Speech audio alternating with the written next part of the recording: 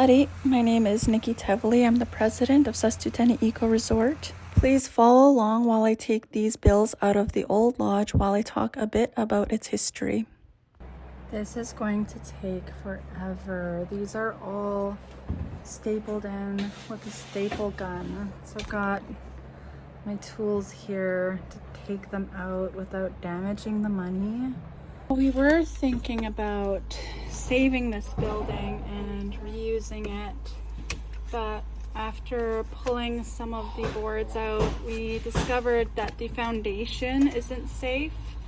The foundation's literally just like garden supplies type material, and we just don't think that it's safe. And honestly, it's overrun by mouse droppings, pack rat droppings. It's probably not safe for me to even be in here without full gear.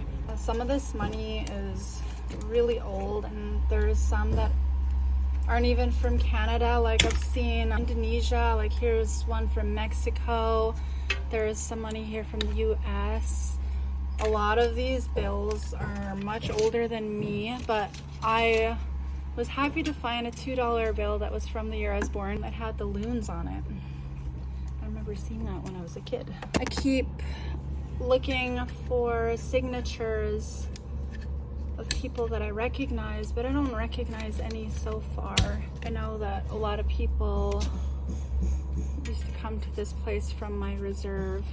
My reserve actually has a really dark history with this place. One of the things that the previous owner would do was bootlegging alcohol, and I lost an auntie that I was very close to because they came here for alcohol and they got into an accident, and it was just such a hard loss for a community because my Auntie Ida was such a beautiful, wonderful human being. She wasn't even a big drinker. It was just devastating. I'm pretty sure our community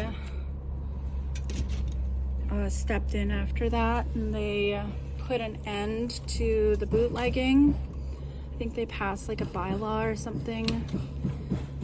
I'm not really sure. I'd have to talk to some of our elders to see what happened there, or if anybody knows, maybe you could reach out to me and share with me.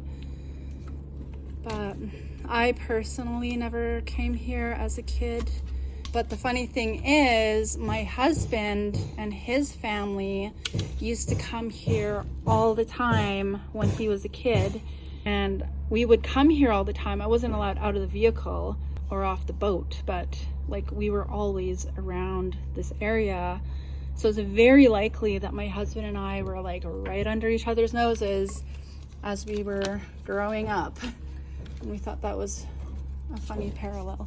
For me, when we decided to open this business, it was really, really important that we stayed away from alcohol sales. Definitely 100% no off sales, and I'm gonna be so strict about drinking and driving. Absolutely strict. No drinking and driving, and I will literally call the cops on you. I will take your keys, pop your tires. No, I'm joking. But that was a huge deal for me because of what happened to my auntie.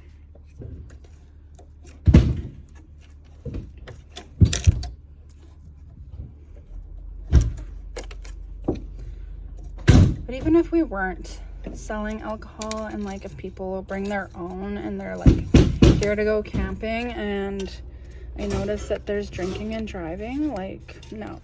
And also, this is meant to be a family friendly place, so I wouldn't be okay with a bunch of people getting super drunk and whatnot around my kids. So I think I'll have some strict rules around that anyway, for that reason.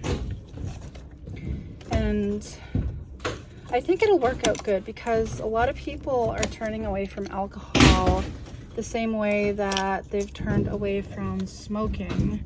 I think it's becoming less popular, like a socially accepted thing to do. Like I myself decided to do a 1 year sobriety last year, and since the 1 year was up on New Year's, this past New Year's, I have had a couple drinks here and there, but it's just definitely, it doesn't feel the same as it used to. I don't want to drink the way I used to, you know, and I don't. And it feels really good. Like I feel way more healthy. I've gotten to a point now where like the weekend rolls around and it just doesn't even cross my mind. Like I don't crave it, don't think about it, like just it doesn't preoccupy my mind or my plans or anything like that. And it's a really good feeling. And I'm really happy that my husband and I made that change with our lifestyle. I think it's really good for us to set that example for our kids too. To the left, you can see the old lodge, previously known as Takla Rainbow Lodge. As I said before, we had to demolish this building because it was not safe and was overrun by critters. We did try to save as much as we could from this building. We decided to use this location to build our chalet and lodge. The lodge is a perfect place to host events as it will come with a kitchen. The chalet sleeps 14 people and has a sunroom upstairs and downstairs. Thank you for listening. Snatchalia.